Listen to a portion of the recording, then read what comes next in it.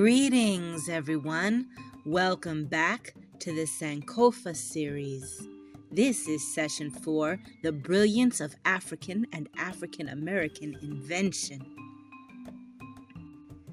This session focuses on the remarkable contributions that people of African descent have shared with the world for thousands upon thousands of years. To begin, we'll start with the words of prolific scholar of Africana Studies, Dr. Ivan van Sertima. Dr. Sertima wrote, "The nerve of the world has been deadened for centuries to the vibrations of African genius." And as quoted, "We were trained to despise ourselves and all of Africa. We felt that Africans were either primitive or semi-primitive, that they had no science and made no significant contribution to civilization. We did not realize that we were looking at a looted Africa, a shattered Africa. We did not realize that there were two Africas, Africa before and after the Holocausts." As we move forward, we must ask ourselves, why has the greatness of intelligence and genius of Black people been marginalized throughout the centuries? We must consider the tremendous impact of slavery, colonization, and racism on the trajectory of African and Black brilliance. And even more importantly, we must consider the resilience and perseverance that allowed and still allows this brilliance to shine through. One of the most fascinating and unfortunately the most hidden facts about Africa and African people is the incredible mathematical knowledge and invention that has taken place on the continent from the beginning of time. For example, the Lubombo bone, which is known as the oldest known mathematical artifact, discovered in the Lubombo Mountains near the border of South Africa and Swaziland. It's a tally stick made from the bone or the fibula of a baboon.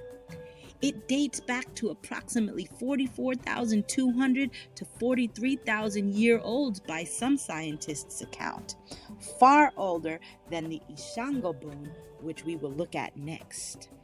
This represents one of the world's earliest counting tools created by Africans. The second oldest known mathematical artifact in the world is called the Ishango bone, which was found in the Democratic Republic of the Congo, and is evidence of an early calculator that was used on the African continent. It dates back as far as 22,000 years ago and is one of the oldest examples of the practice of arithmetic in human history. It is important to note the intentional marginalization of mathematical, scientific, and technological contributions of Africa and African people. While we may be taught briefly about Egypt, the contributions of African people from south of the Sahara are often ignored or thought to be untraceable or unknowable. But this is certainly not the case, as we have proven previously. Early African arithmetic, algebra, and geometry were absolutely vital towards the construction of the pyramids and the temples that we all know of today. These examples of the Rhine mathematical papyrus, estimated from 1650 BC, show the actual equations, problems, and exercises that Egyptians used, including the calculations of the circumference of a circle. These scripts were copied by Greeks, who often did not credit Egypt or Africa as a whole for their contributions. Ancient developments and practice of African medicine existed throughout the continent. The usage of plants and herbs have cured common ailments for thousands of years. Many African medical procedures preceded their existence and practice in Europe, including vaccination, autopsy, broken bone setting, bullet removal, brain surgery, skin grafting, the filling of dental cavities, installation of false teeth, C-section, anesthesia, and tissue cauterization.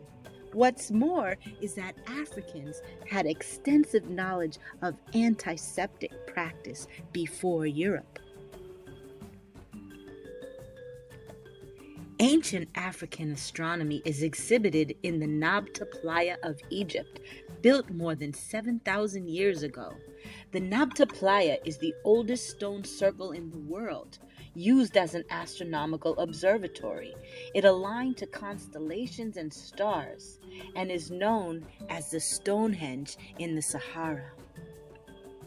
Another example of ancient African astronomical wisdom is exemplified through the Dogon of Mali, who have amassed a wealth of detailed astronomical observations which baffle scholars so much that they attribute them to the presence of aliens rather than giving credit to the African people themselves. Examples of the Dogon's brilliance include knowledge of Saturn's rings, Jupiter's moons, the spiral structure of the Milky Way, and the orbit of the Sirius star system. Hundreds of years ago, they were able to plot orbits in this system, and they already knew that the system contained a primary star and a secondary star called Sirius B, not visible to the naked eye. The genius of African people was nurtured by great institutions of learning, including the University of Al-Qarawiyyin in Fez, Morocco, 859 AD. This is established as the world's oldest standing university and the first institution to issue educational degrees. Even more interestingly, it was founded by a woman, Fatima Al-Firi of Tunisia. And yet another center of African knowledge and wisdom is the University of Sankore, Timbuktu, in Mali. It was founded in 989 Common Era. The University of Sankore existed through all three empires of Ghana, Mali, and Songhai, and was built as a madrasa, which translates into school in Arabic. Africans were master architects and engineers who were successful in the construction of grand cities, pyramids, walls, obelisks, castles, palaces, mosques, and universities. The great city of Zimbabwe, as shown in these pictures, is one example of such marvelous architecture. It was constructed around 1100 Common Era. The walls are over 32 feet high in some places and were built out of shaped rocks without mortar. It still stands today. The rock churches of Lalibela, Ethiopia, are another example of the incredible feats of engineering constructed by Africans. These churches were built in stone and rock, from the surface of the ground going downwards, and represent some of the most amazing structures you will ever see on Earth today. It's almost inconceivable that these churches were constructed entirely of one solid piece of rock. There are no seams, no mortar, no foundations or other building materials used. And the fact that they were built in 1100 Common Era without the use of modern technology or tools is even more mind-blowing. Metallurgy and tools were an integral part of African invention. The Africans created furnaces to smelt precious metals such as bronze, iron, and copper to make tools, weapons, nails, and art. Shown here are examples of the Benin bronzes, masterpieces of the lost wax technique, and invaluable treasures. Their furnaces were incredibly advanced and superior to those used in Rome at the time. While we could explore the history of African inventions forever, we will now move forward to highlight the transference and continuation of African brilliance through the inventions of African Americans. Immediately following the end of the Civil War, African Americans wasted no time in exercising their genius. From 1870 to 1940, Black people established 50,000 patents for new inventions. Against all odds, African Americans were undoubtedly ready to help America grow in incredible ways. The following slides contain information and images of the African American women and men whose inventions impacted American life greatly over the past century and a half. We certainly don't have time to exhaust the entire list of inventors and their inventions, but these ones in particular have made our life easier.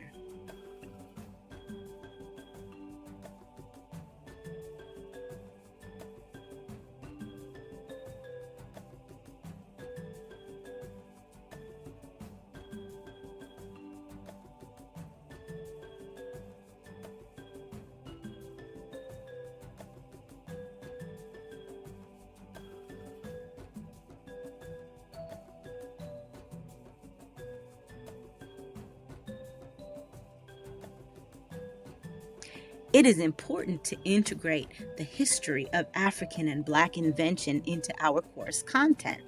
Here are 2 articles that can help students explore the topic of Black inventions more in depth and to a greater extent, and also a video titled Black, Brown, Bruised: How Racialized STEM Education Stifles Innovation. This is great for student engagement, dialogue, and writing. The video explores the ways that science has manifested itself in racist ways towards the detriment of Black and brown people in American history. I highly encourage you to watch this.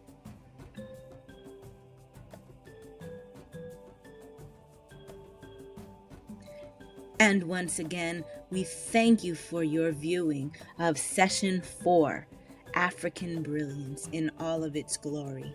We hope that you join us again for the next session. May peace be with you all.